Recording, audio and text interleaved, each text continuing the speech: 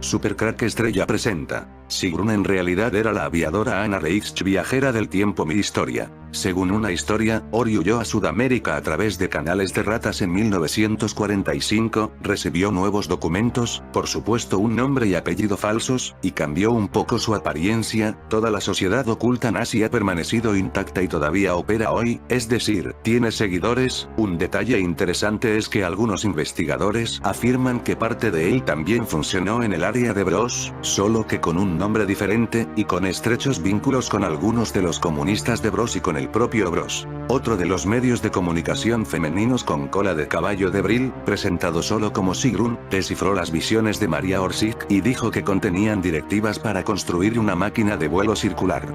Por alguna razón, la verdadera identidad de Sigrun seguía siendo un secreto protegido. Posteriormente se hizo circular una foto del llamado platillo volante Brill 7 en los campos de pruebas de Brandeburgo. Se decía que una atractiva joven en primer plano era Sigrun, como se atestigua en otras fotografías de guerra alemanas. Supuestamente, no solo supervisó la construcción de la nave en forma de campana Brill 7, sino que también fue su piloto de crack. Fue la ocultista de Brill alemana Sigrun, en realidad la aviadora Anna Reitsch, quizás la primera persona registrada en el espacio.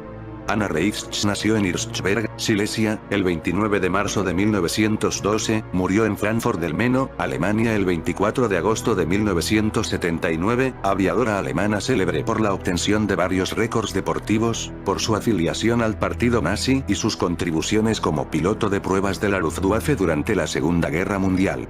Obtuvo la Cruz de Hierro de primera clase y otras condecoraciones. En su vida estableció más de 40 récords mundiales de altura y velocidad.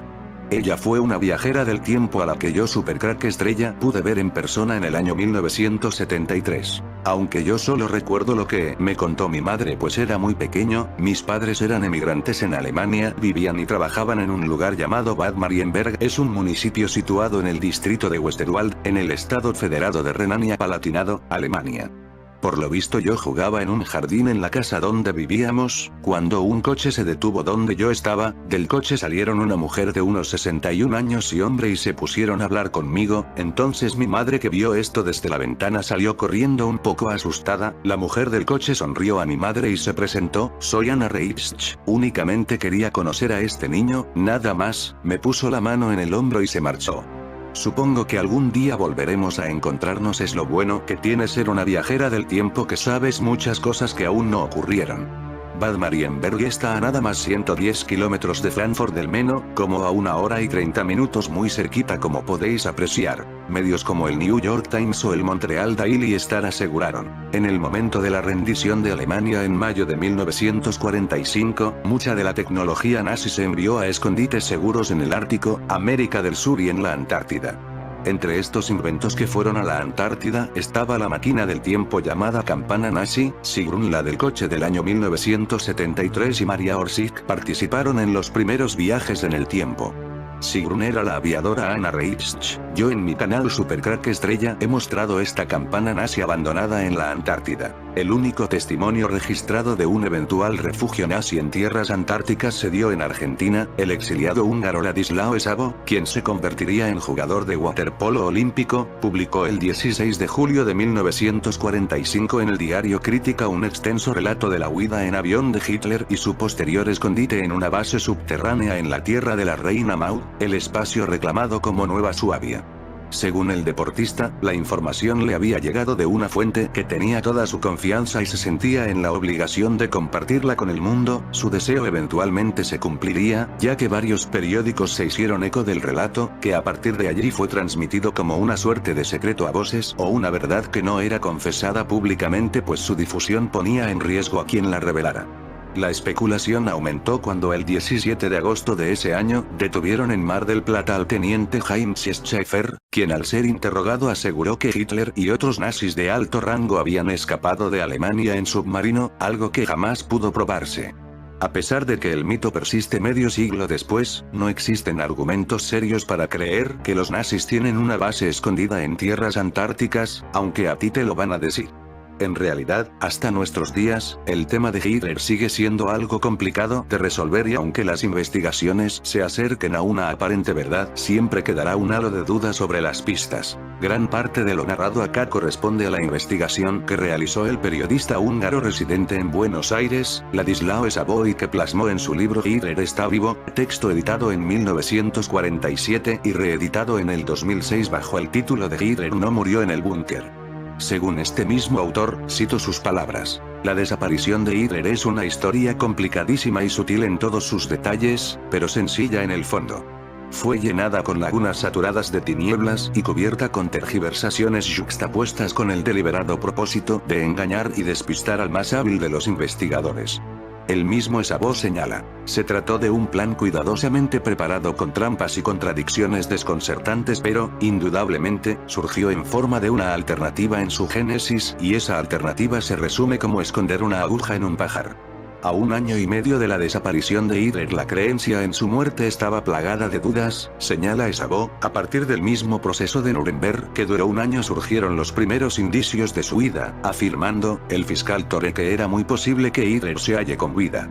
William F. Heinrich. Así también, al día siguiente de las ejecuciones de Nuremberg, William F. Himmlich, ex jefe del Servicio de Inteligencia de las fuerzas estadounidenses en Berlín, declaró: francamente, creo que Hitler no ha muerto. Como miembro del Servicio de Inteligencia, soy siempre escéptico, el cadáver de Hitler nunca fue hallado. He conversado con los rusos al respecto y no hay ninguno que asegure haberlo visto, no existen pruebas concretas del suicidio de Hitler. Así también, en mi opinión, Eva Braun sigue con vida. En un telegrama de la agencia AP fechado en Londres el 6 de octubre de 1945, el general Dwight D. Eisenhower, 1890-1969, señalaba que al principio creía que Hitler había muerto, pero, a esa fecha, habían razones para creer que aún seguía vivo. La historia oficial que se nos ha contado tiene su base en los servicios de inteligencia británicos, que fueron los que le encargaron a uno de sus miembros, el autor Trevor Roper, 1914-2003, de que escribiera un libro relatando la muerte del líder nazi. El libro se llamó Los últimos días de Hitler 1947, y se realizó con la finalidad de liberar a Occidente de las acusaciones de Stalin de que sus aliados occidentales habían dejado huir al jerarca nazi, según relata el periodista e investigador argentino Juan José Salinas en el documental El escape de Hitler. En 1955 la justicia alemana declaró la desaparición de Hitler. La agonía, últimos días. Para el 21 de abril poco o tal vez casi nada se sabía de Hitler, solo se decía que estaba dirigiendo la defensa de Berlín desde un refugio subterráneo ubicado debajo de la Cancillería nazi. En Estocolmo, el 30 de abril algunos cables decían que Hitler había muerto al mediodía del día anterior en su cuartel general, pero la radioemisora de Hamburgo el 1 de mayo por la noche señalaba que Hitler había muerto esa tarde luchando hasta su último aliento contra el bolcheviquismo. Este anuncio incluso fue precedido por música de Wagner y Bruckner y posteriormente una muy solemne declaración del almirante Karl Donitz, 1891-1980. Según Ladislao Savoy, un final demasiado perfecto para ser verídico. Según la agencia soviética TASS de la época, la noticia de la muerte de Hitler era una nueva treta fascista, señalando que al propagar la muerte de Hitler, los nazis querían dar al Führer los medios para abandonar la escena y retirarse entre bastidores. El 2 de mayo, Berlín cae en manos de los soviéticos después de una cruenta lucha. En ese instante comienza la búsqueda del cadáver de Hitler. Según el Dr. Hans Fritzsche, dirigente de propaganda nazi, detenido por los soviéticos en Berlín, aseguraba que Hitler había muerto por las granadas soviéticas y que su cadáver quedó oculto en un lugar que será imposible de descubrir. Hasta el 8 de mayo, la búsqueda del cadáver de Hitler parecía infructuosa. Sin embargo, ese día se anunció que los soviéticos habían encontrado entre las ruinas de la Cancillería un cadáver que se consideraba era el de Hitler. Savoy señala que el comunicado británico desde el cual emanó esta información decía que todos los sirvientes afirmaron que se trataba de su cuerpo, menos uno, que aseguró que el cadáver era de uno de los cocineros del Führer, quien había sido asesinado, creyéndose que era Hitler por su gran parecido, uno de sus dobles. El mismo sirviente no vaciló en afirmar que según su creencia, Hitler había huido de Berlín. El mayor soviético Deudor Pletonov, comandante del sector de Berlín en el cual estaba la Cancillería y que condujo a las primeras tropas en entrar al edificio, dijo: el cadáver no era el de Hitler. Era de un doble. Posible escape aéreo. En fin, hay una gran variedad de relatos que no causan contradicciones, distractores. Lo cierto es que tanta confusión pudo estar intencionadamente destinada a ocultar que, tal vez, Adolf Hitler escapara por avión haciendo escala en el aeropuerto de Orsching en Austria. Avión que sería piloteado por Anna Reichsch, 1912-1979. Esta es la versión que da Otto Skorzeny, el cual afirma que personalmente ayudó a escapar a Hitler. Anna Reichsch. La condecorada piloto Anna Reichsch escribió un libro llamado en español Volar es mi vida, en el detalla los momentos finales de la caída de la Cancillería alemana. Curiosamente, al final de sus años y en la última edición de su libro, Reichsch agregó una pregunta como dando a entender su gran secreto: ¿no habré sido yo quien sacó a Hitler desde Berlín? Antecedente citado en el documental El escape de Hitler. Para entenderlo mejor, Sigrun, o sea Anna Reichsch, decía en su libro de forma descarada que ella se llevó volando a Hitler seguramente hasta Noruega y desde allí en submarino hasta la Antártida. Esto explica por qué Noruega tardó tanto en rendirse.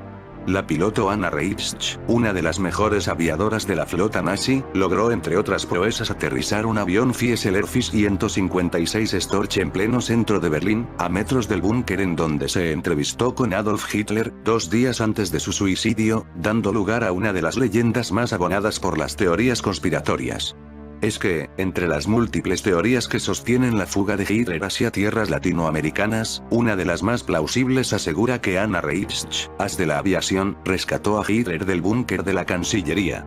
En abril de 1945, cuando Berlín, último bastión nazi, se encontraba sitiada por las fuerzas soviéticas, los mejores pilotos de la aviación alemana recibieron un llamado desesperado, que los instaba a presentarse en la Cancillería, a como diera lugar. Los motivos nunca se conocieron.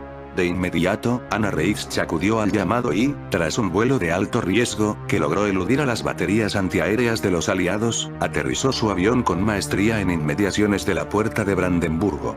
La historia oficial cuenta que, tras reunirse con Hitler, la piloto escapó de Berlín sin más compañía que la de su avión. Sin embargo, según algunos estudiosos del caso, la inteligencia soviética barajó otro tipo de hipótesis.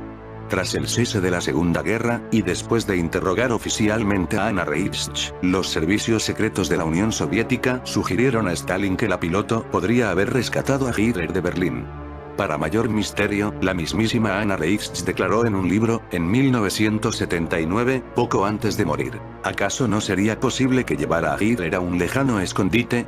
Aún hoy, muchos siguen haciéndome esa misma pregunta, pero yo prefiero mantener la boca cerrada, más claro que el agua. El que quiera entender que entienda. La noche del 28 al 29 de abril de 1945 un avión, AR-96A, despegaba de una ciudad fantasmagórica en llamas. Los ocupantes del aparato, al mirar hacia abajo, ya no distinguían la otrora gran capital del Reich del más terrible infierno. Sobre la Puerta de Brandenburgo se reflejaron las dos luces, que como gigantes, buscaban el avión para abatirlo.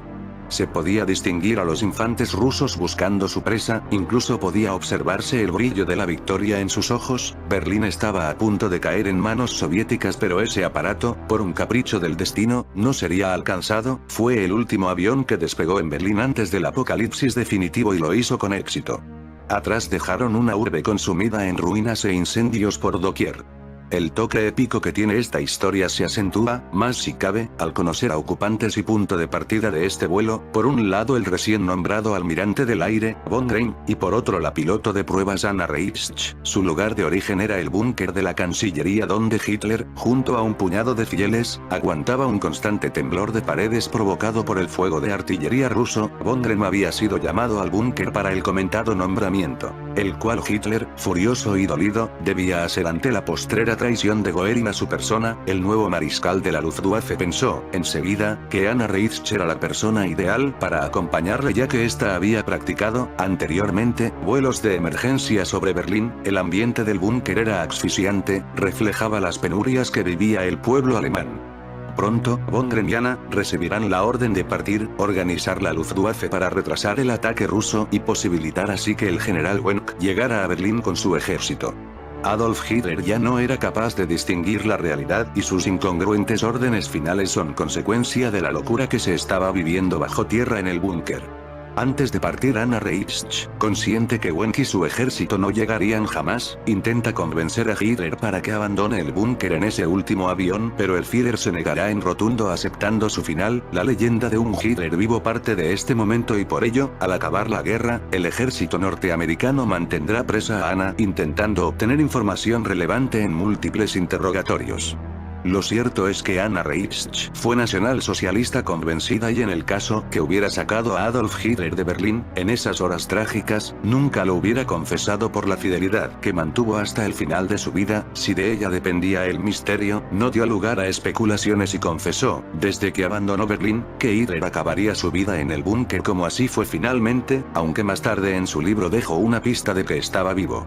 Pero Anna Reitsch es mucho más. Dejando de lado el morbo de esos últimos días de la guerra, encontramos a una mujer inmensa en un mundo hecho para hombres.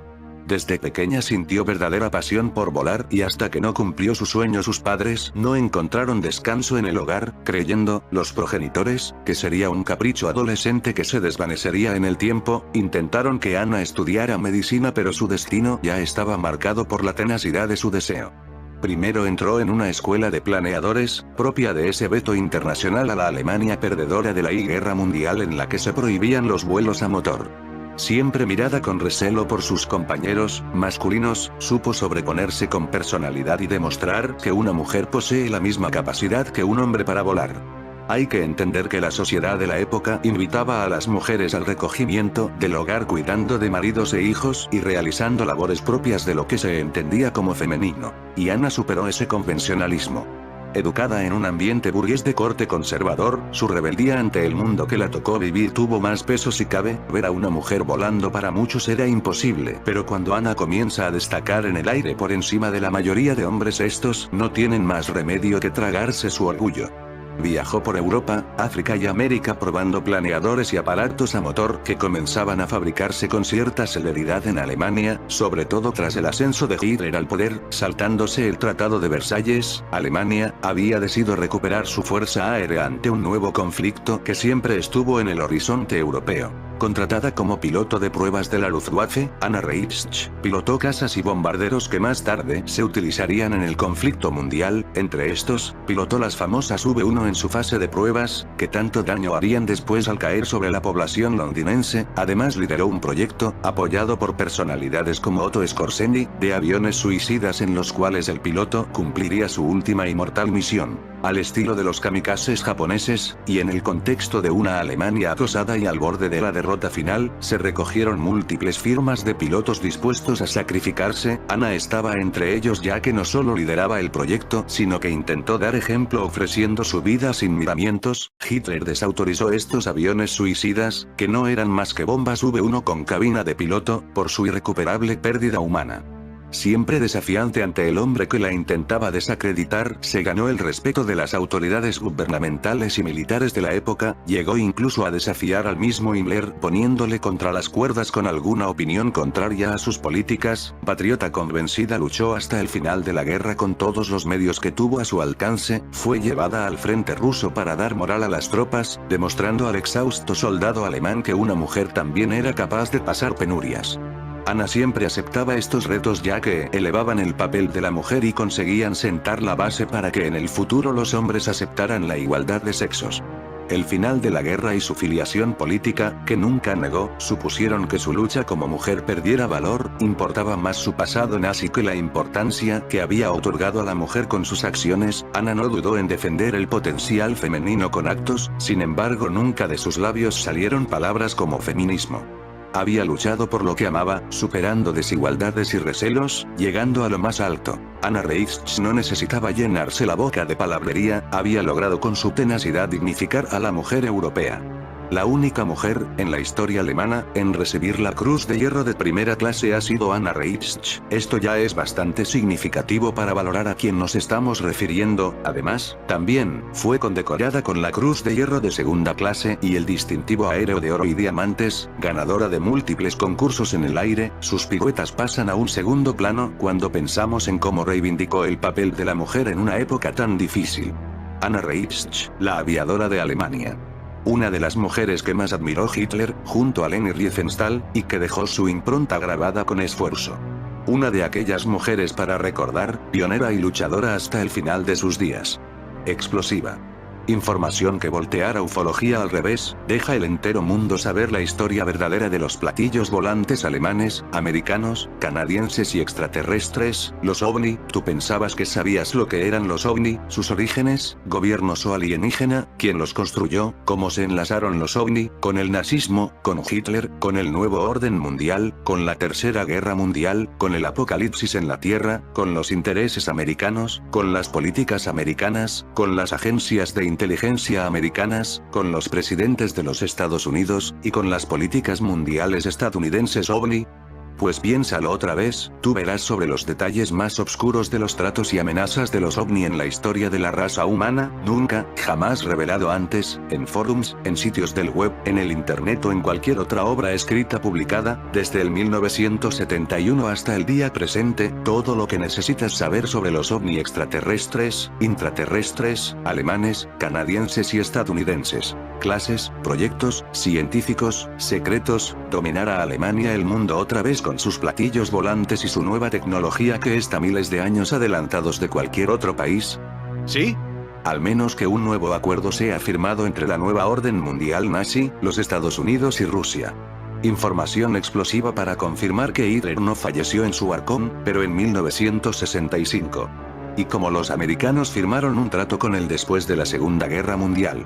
María Orsic nació en la ciudad de Viena, Austria, un 31 de octubre de 1895, su padre era un inmigrante croata, oriundo de la localidad de Zagreb y su madre era vienesa.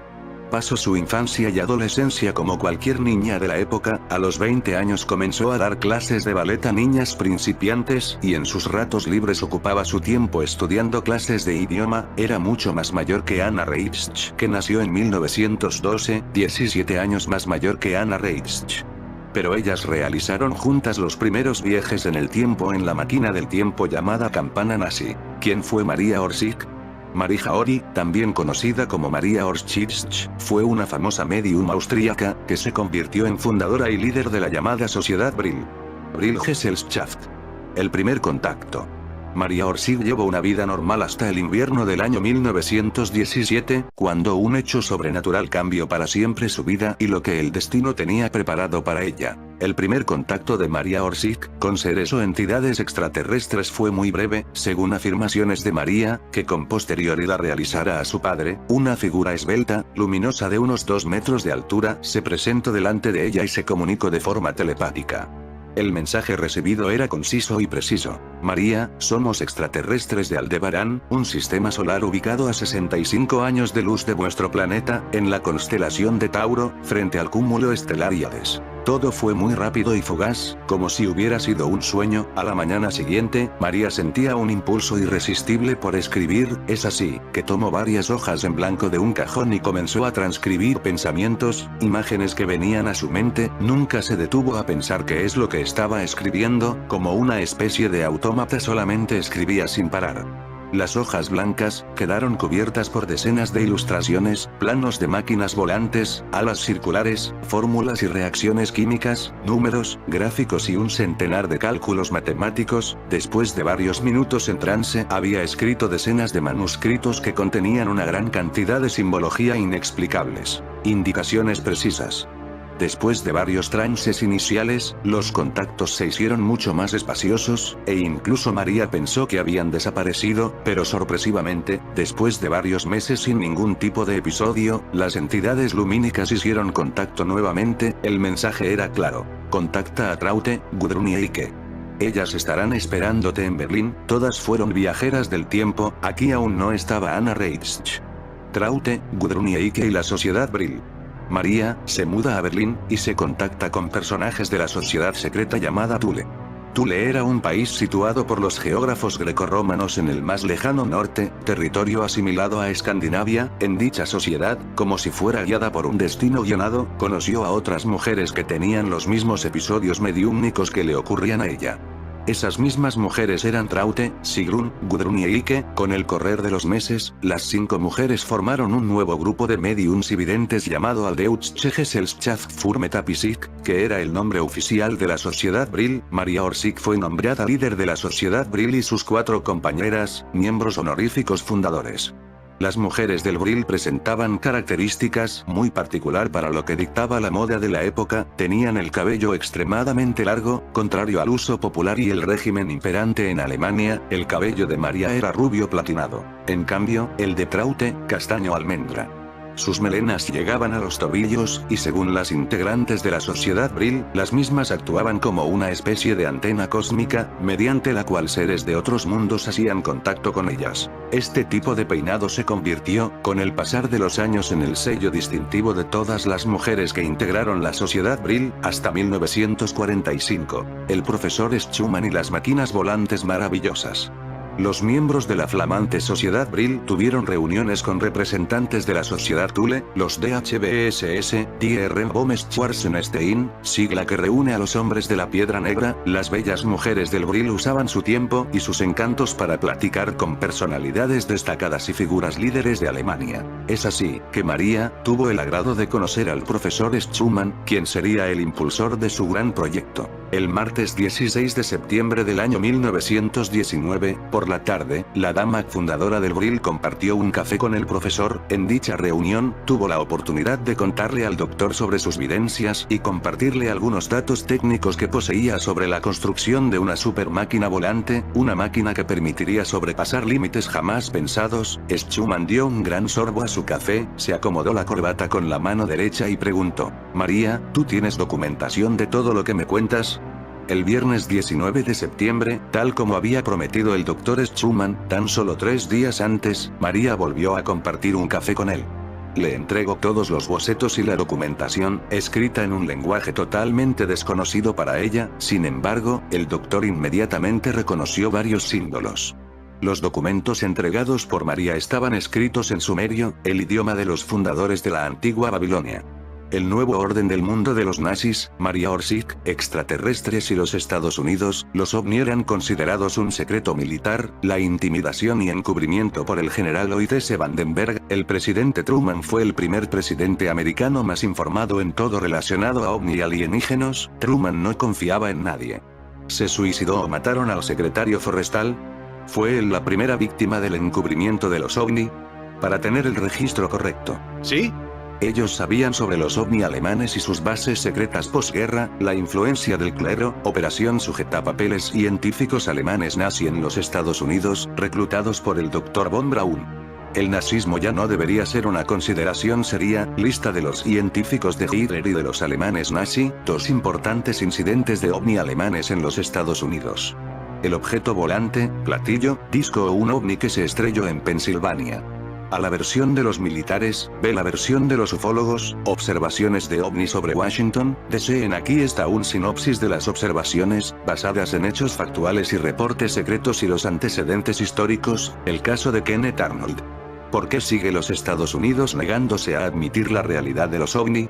¿Es una conspiración de parte del gobierno americano? ¿O una conspiración de parte de los gobiernos mundiales? OVNI alemanes atacaron a la Unión Soviética, ataque en Kapustin Yar, declaración de Igor Maltsev, previo jefe de defensas aéreas de la Unión Soviética, declaración del coronel ruso, pilota y cosmonauta Marina Popovich, atacando la Tierra. La diferencia entre una invasión alienígena y ataques de los OVNI alemanes: si los alienígenas deciden atacar la Tierra, a lo que los alienígenas o extraterrestres no harían. B. Lo que los alienígenas o extraterrestres harían o podrían hacer. Si los OVNI y sus científicos alemanes de la nueva orden mundial deciden atacarnos. ¿Hay una manera de solucionar este problema? Pasados 3 meses de la primera reunión, María pudo comenzar a dar forma a lo que sería el gran proyecto de su vida. Una reunión ultra secreta, llevada a cabo a mediados de diciembre del mismo año en Berchtesgaden, una ciudad ubicada en los Alpes de Baviera, muy cerca de la frontera con Austria. Allí, un selecto grupo de personas, formado por representantes de la Sociedad Thule y de los DHBSS, se mostraron muy interesado en el proyecto. La mayoría de los miembros de estas sociedades eran caballeros adinerados interesados en invertir parte de su dinero en el proyecto. La reunión duró poco más de una hora, el Dr. Schumann expuso todo lo que había leído del proyecto en las anotaciones que María le había entregado con anterioridad. Al concluir la conferencia, se dio una copia de su informe a todos los presentes, cuya conclusión transcribo a continuación. Yo no estoy seguro de que las Flugmaschine, máquinas volantes maravillosas, puedan ser construidas, la teoría dice que es posible. De hecho, estoy familiarizado con el concepto de implosión, el cual ha sido comentado en varias oportunidades por el señor Schauberger. A su vez, los experimentos del Dr. Schapeller han sido sumamente exitosos. En esencia, los datos técnicos brindados por María Orsic no contradicen en ningún sentido los resultados obtenidos por Schauberger y por el Dr. Schapeller. La verdad es que todo esto me ha resultado fascinante, me preocupa la insistencia de los que están aquí presentes en mantener todo en secreto. La verdad, no lo creo posible, sobre todo si el proyecto será comentado con otros colegas. Definitivamente, estoy más que interesado, este proyecto podría inaugurar una exploración sin precedentes sobre un nuevo tipo de ciencia. Me animaría a decir, sobre un nuevo futuro. Los primeros prototipos. Para el verano de 1922, varios prototipos habían sido construidos, cada uno consistía de un disco exterior de 8 metros de diámetro, con un segundo disco menor de 6 metros de diámetro en su parte superior y un tercer disco de 7 metros en su parte inferior. En su estado activo, los discos superior e inferior giraban en direcciones opuestas, construyendo un campo de rotación electromagnético, la llamada antigravedad. Los informes de rendimiento de estos primeros discos voladores eran alentadores, se experimentó con estos prototipos durante 2 años y sirvieron de base a las naves posteriores, que llevarían el nombre de Brill. Haciendo contacto con el más allá. El destino y la ambición por avanzar con el proyecto llevaron a María a encontrarse en Múnich con Rudolf Hess. Rudolf von Seebotendorf, fundador de la Sociedad Thule, los había presentado y le había pedido a María, como gran favor personal, que intentara ayudarlo en lo que pudiese. Rudolf Hess quería hacer contacto con el espíritu de Dietrich Eckart, quien había fallecido de manera inesperada. Para Hess, era muy importante contactar a Eckart, político ideólogo alemán, célebre por su participación en los inicios del Partido Nacional Socialista Alemán de los Trabajadores. Además, también había sido miembro de la Thule Gesellschaft. Es así que la medium del Brill llegó en un auto del partido nazi a un lujoso apartamento en la ciudad de Múnich. Allí los estaba esperando Hess. Sin duda, su sola presencia impartía temor, su rostro, de rasgos bien marcados, y su seriedad no daban lugar a nada más que a un saludo netamente formal. Tan solo con verlo, su 1,75 m de altura parecía multiplicarse, extendió su mano, inclinó levemente su cabeza hacia abajo y pronunció una única palabra: señora. Todos los presentes se sentaron en torno a una mesa redonda, cubierta por una tela negra. La luz del lugar era muy tenue, casi en penumbras. Hess, Seebotendorf y María se tomaron de las manos e imploraron por la presencia de Eckart. La medium comenzó a entrar en semitrance, su cuerpo se movía de manera brusca e involuntaria y las órbitas de sus ojos se desplazaron, dejando ver solamente el blanco de ellos. Para sorpresa de Hess, quien hasta ese momento se había mostrado sumamente incrédulo, la voz de Eckart comenzó a surgir de la boca de María. Entonces, ocurrió algo inesperado, algo que cambió a futuro la visión que Hess tenía sobre la dama fundadora de la Sociedad Brill. Eckart le anunció a Hess que estaba siendo perseguido y atormentado por entidades que no podía definir. Me están persiguiendo, deben ayudarme, expresó Eckart. Sus palabras salían de la boca de María. De repente, la voz de Eckart desapareció. Todo quedó en tenso silencio por unos pocos segundos. Una voz nueva, inquietante y desagradable surgió. Somos los Sumi, habitantes de un mundo lejano que orbita alrededor de la estrella Aldebarán, en la constelación que vosotros llamáis Tauro. Somos una raza que colonizó la Tierra hace unos 500.000 años. Hemos construido las ciudades de Larsa, Shuruppak y Nippur. Rudolf Hess y von Seebotendorf no pudieron evitar mirarse con rasgos de asombro y terror, solo un velador de pie que estaba junto a la mesa quedó encendido. El resto de la casa se sumergió en la oscuridad total. Von Seebotendorf respiró profundo, juntó aire, impostando la voz para fingir escepticismo, reclamó pruebas. ¿Por qué deberíamos creer lo que dice la señora? Quizás esté conspirando en contra del Reich. María tomó un bolígrafo y garabateó una serie de símbolos, dentro de los cuales podían verse algunos caracteres sumerios. Esas marcas resultaron ser sumerio antiguo, el lenguaje de los fundadores de la cultura babilónica antigua. Entre las anotaciones tomadas, había información precisa sobre la colonización de nuestro sistema solar y, en especial, de nuestro planeta. Los textos detallaban la incursión de los primeros colonizadores en la Mesopotamia y la forma en que se habían implantado y disgregado las civilizaciones antiguas. Además, brindaban información detallada para la realización de un viaje de ida hacia las Pléyades, para reunirse con ellos. Todas las anotaciones realizadas le interesaron en demasía a este quedó muy impresionado y así, sin quererlo, María se convirtió en su vidente personal desde aquel momento. Las luces se encendieron.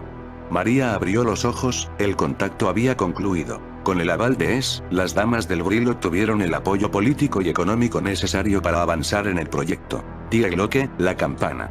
En el mes de diciembre de 1943, Orsic asiste a una reunión junto a Sigrun en la localidad costera de Kolberg. El objetivo principal de la misma era tratar el llamado Proyecto Aldebarán. Con las ideas más claras y un plan de acción a seguir, el proyecto se volvió a discutir nuevamente en el mes de enero. A esta reunión, asistieron el Führer, Himmler, el Dr. W. Schumann y Kunkel del Vril Gesellschaft.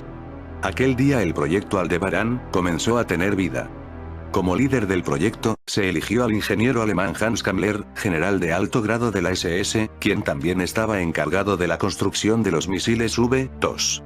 Pocos días después, fue nombrado jefe de todos los programas aeroespaciales. El proyecto Vril fue integrado junto al proyecto Diagloque, la campana.